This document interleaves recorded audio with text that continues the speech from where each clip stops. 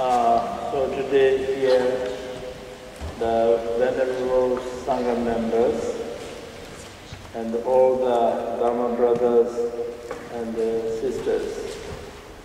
First of all, I would like to take this opportunity to extend my very warm greetings and best wishes to all of you.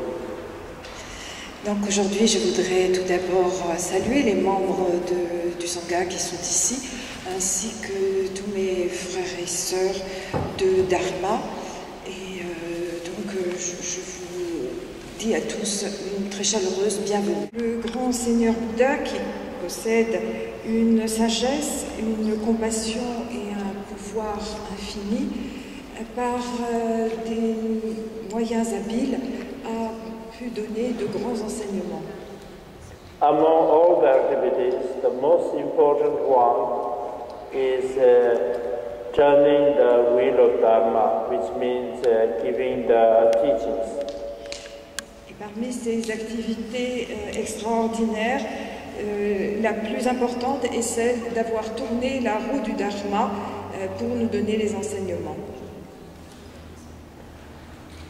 Because the wheel turns and then it transfers or to get into the destination. So through the teachings that he gives us the instructions, and so with this instruction that we follow the path, and then we get to our ultimate destination, such as like liberation and the enlightenment. Parce que en tournant la roue du Dharma, il nous transfère le pouvoir qui va nous permettre d'aller vers notre destination, et cela grâce aux enseignements, aux instructions qui nous permettent de suivre la voie jusqu'à la destination ultime, la destination finale qui est la libération. Referred as a holy Dharma, it is a method which changes, which makes a significant change to our mind. Et ici, quand on emploie l'expression Saint Dharma, il s'agit de la méthode qui va nous permettre d'effectuer des changements, des transformations profondes et authentiques. And since it is very, it makes great, so therefore it referred as a holy Dharma. Et parce que cette méthode nous permet d'atteindre un tel but, c'est pourquoi on l'appelle le Saint Dharma. So the special characteristic of the Dharma is that it is a method which reduces the obscurations and increases the qualities. Et la caractéristique spéciale du Dharma, c'est que c'est une méthode qui permet de réduire les obscurations et de développer les qualités. And the definition of the Dharma means that it holds you not to fall to the lower realms. La définition qu'on pourrait donner du Dharma, c'est que c'est ce qui nous maintient, ce qui nous empêche de tomber dans les royaumes inférieurs. And it is called Holy Dharma because the Buddha is holy, and so the teaching given by Buddha, so therefore it is called the Holy Dharma. Et pourquoi est-ce qu'on dit le Saint Dharma? C'est parce que le Bouddha lui-même est saint, et comme c'est le Bouddha qui est saint, qui donne ses enseignements, on dit que ces enseignements sont le Saint Dharma. Suffering is the result of the samsara, and we need to cure from this, we need to save from the suffering. Parce que la souffrance est le résultat du samsara et nous devons nous guérir de cela. Nous devons nous en sauver.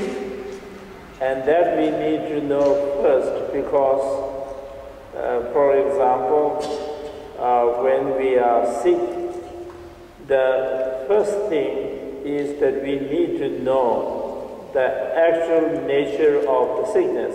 Without knowing that, we can't take any remedies or any treatments. Et quand on est malade, la première chose à faire, c'est de connaître la nature véritable de la maladie, parce que c'est ce qui va nous permettre ensuite de prendre le remède et le traitement adapté. He said the truth of the cause, which is the cause of the suffering, are the defilements or the negative emotions that we must abstain. Et de la même façon, quand le Bouddha enseigne la vérité de la cause, il nous montre quelles sont les causes de la souffrance. Ces causes, ce sont les négativités, les émotions, les perturbations mentales dont il va falloir nous guérir.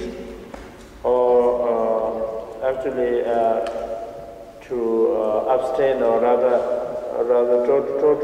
totally give up the cause.